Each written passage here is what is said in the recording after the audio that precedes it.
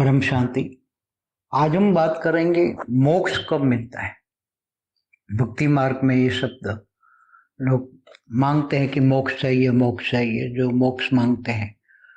तो मोक्ष के लिए भी ज्ञान चाहिए और ज्ञान गुरुओं से मिलता है। तो मोक्ष का ज्ञान, मोक्ष भक्ति मार्ग में 4-5 प्रकार के मोक्ष बताए गए हैं, मगर ज्ञान मार्ग में सीधी सी बात है। यहाँ ज्ञान मार्ग में, भक्ति मार्ग और ज्ञान मार्ग में फर्क क्या है। ज्ञान मार्ग में सीधी सी बात है कि आपको मोक्ष चाहिए। मोक्ष माना मुक्ति या जीवन मुक्ति, 2 प्रकार का है अर्थ। तो मोक्ष लेकर आपका अर्थ क्या है। मोक्ष का अर्थ है कि क्या आप आत्माओं का, अपनी आत्मा को परमात्मा में विलीन कर देना चाहते हैं, परमात्मा में समा जाना चाहते हैं। तो जो ब्रह्म ज्ञानी है, ब्रह्म स्वरूप बनते हैं, वो परम धाम में पर ब्रह्म परमेश्वर के अंदर अपना रूप को समाहित कर देते हैं। उसको मुक्ति कहते हैं, मोक्ष कहते हैं। वो पर ब्रह्म का मोक्ष है।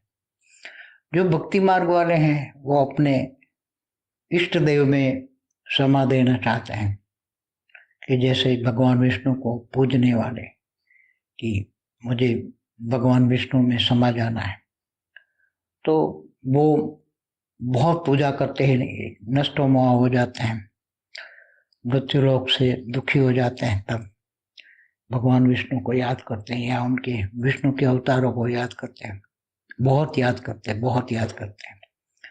मीरा जैसी स्टेज होती है, नरसिंह मेहता जैसी स्टेज होती है, तब भगवान की मूर्ति में समा जाते हैं। तो उसको भी मोक्ष कहते हैं। अलग अलग जगह पे आत्माएं मोक्ष, देखो स्वर्ग में जाना ये कोई मोक्ष नहीं है। स्वर्ग में तो इंद्र भी भोगी होता है, उसको भी ब्रह्म ज्ञान नहीं होता, इसलिए वो भी नरक, इंद्र भी नरक का कीड़ा बन जाता है, आपको सबको पता है। और ऐसे भले त्रिलोकीनाथ है, मगर वो हमेशा दुखी रहता है, क्योंकि असुर कब पहुंच जाए और उसका राज छीन ले, तो इंद्र भी हर पल असुरों से डर कर जीता है। उसका कोई जीना नहीं है, ब्रह्म ज्ञानी नहीं है तो कोई मोक्ष नहीं होता। तो मोक्ष के लिए उसको ऊपर का साधु संत जो मोक्ष देते हैं, तो कभी कभी आत्माएं चाहते हैं कि साधु संतों के अंदर समा जाए, अपने अपने इष्ट देव। साधु संतों को भी मानते हैं कई लोग कई लोग अपने देवी देवताओं को भी मानते हैं। तो देवी देवताओं को जो मानते हैं कि भाई मेरी ये कुल देवी है, तो कुल देवी के पास जाना है, तो भी एक मोक्ष होता है कुल देवी के पास जाना। तो कुल देवी जहाँ रहती होगी वहां रह जाएगी उसको। तो हर कोई जो जिसको, गीता में क्या कहा है, जो जिसको याद करता है वो उसी के पास जाता है। अंतमति सोगति, आत्मा अंत में जिनको याद करते करते शरीर छोड़ता है वो उसी के पास जाता है।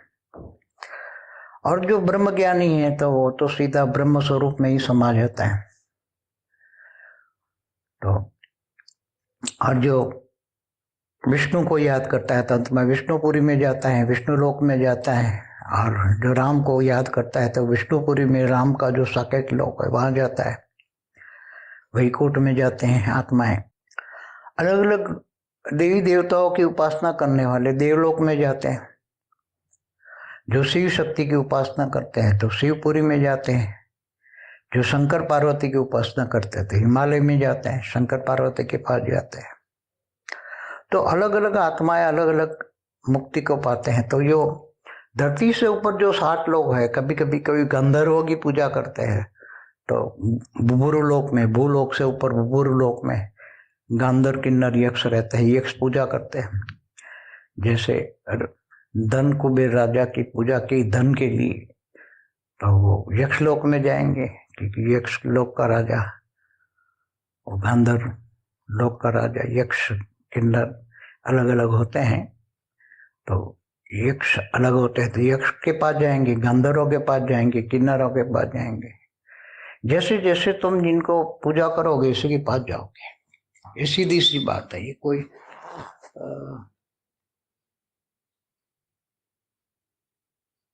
अज्ञान की बात नहीं है, ज्ञान की बात है। ज्ञान ज्ञान ये कहता है कि तुम जिसको याद करोगे उसी से कनेक्ट होगे तो उसके पास पावर जो होगी वो तुम्हें खींचेगी और तुम उसके पास जाओगे। इसलिए कोई विष्णुपुरी में जाता है, कोई शिवपुरी में जाता है, कोई परमधाम में जाता है। और जो असुरों को याद करता है, असुरों की पूजा करता है, तो असुरों अपने नीचे 7 पाताल लोक में जाता है। अतल, वितल, सुतल,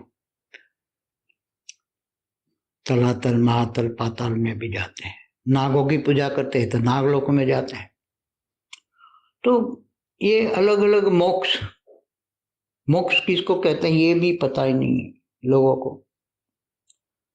स्वर्गलोक में जाना ये मोक्ष कहता है। अरे भाई, स्वर्गलोक में तो थोड़ा सा समय सुख भोगोगे। स्वर्ग का समय कितना होता है? धरती पर 1 साल होता है, तब स्वर्ग में 1 दिन होता है। तो धरती का 1 साल का सुख वहां स्वर्गलोक में 1 दिन में भोग लोगे। यहाँ 10 दिन का अच्छा काम किया है तो वहां स्वर्ग लोक में 10 दिन रहोगे, फिर नीचे फिर नरक में भी जाओगे, स्वर्ग नरक, फिर धरती पर मनुष्य बनोगे। तो जन्म मरण का चक्र में मोक्ष को पाना, और कोई ब्रह्म ज्ञानी है तो दूर दूर से आए हैं, दूसरे ब्रह्मांडों से आए कि जैसे 70 से आए, तो उनके लिए मोक्ष तो जो 7 तारे से आए तो वहां चले जाएंगे, उनके लिए मोक्ष वहां हो गया। 70 से ये 7 तारे से आए हैं, ब्रह्म ज्ञानी है, दूसरे ब्रह्मांडों से आए हैं। कोई अनंत कोटि ब्रह्मांडों में घूमते रहते हैं, कोई महाब्रह्मांड गैलेक्सिया से आए, कोई यूनिवर्स से आए, तो उनके लिए मोक्ष यूनिवर्स में जाना। कोई पैरेलल यूनिवर्स से आए तो उनके लिए दूसरे यूनिवर्स में जाना। तो जो जहां से आया है वहां पहुंच जाना उसको मोक्ष कहते हैं।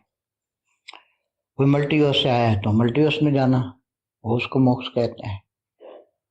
तो ध्यान मार्ग के अंदर कोई बेहद की आत्मा है तो बेहद के परम धाम में जाना, वो उसके लिए मोक्ष होता है। तो मोक्ष की परिभाषा अलग अलग है। मोक्ष की परिभाषा भक्ति मार्ग में अलग है, ज्ञान मार्ग में अलग है, और बेहद के ज्ञान में तो एकदम अलग है। क्योंकि भक्ति मार्ग और ज्ञान मार्ग में जमीन आसमान का अंतर है। इसलिए भक्ति मार्ग में जो मानते हैं और जो ज्ञानी है, ब्रह्म ज्ञानी है, महाब्रह्म ज्ञानी है, परम महाज्ञानी है, बेहद के ब्रह्म ज्ञानी है, तो जिनको बेहद के विश्व का आदि मध्य का ज्ञान है तो वो बेहद के मोक्ष में जाएंगे। मोक्ष माना बेहद के परम धाम में जाना, यही उनके लिए मोक्ष है। धरती पर जो अनेक धर्म, मठ, पंथ, संप्रदाय देख रहे हो, तो सभी कहाँ से आए हैं उस पर हमारा पूरा वीडियो है, देखिए।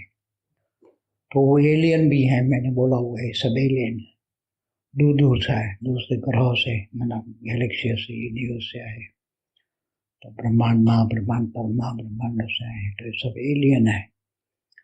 आकर यहाँ धरती पर आकर अपना धर्म, मठ, पंथ, संप्रदाय स्थापन कर रहे हैं। तो ये एलियन कनेक्शन का हमारा वीडियो देखिए। और जो भूत प्रेत भी बन जाते हैं तो उसका मोक्ष क्या होता है वो भी देखिए। परम शांति सोचो, बोलो परम शांति। Join us daily for our morning live meditation, Monday to Saturday, 5:30 to 6:30 a.m. Join us daily for live meditation, 10 p.m. to 11 p.m. on YouTube Live. Subscribe now. Website www.paramshanti.org. Email us anant@paramshanti.org. Like, share, subscribe. Join today.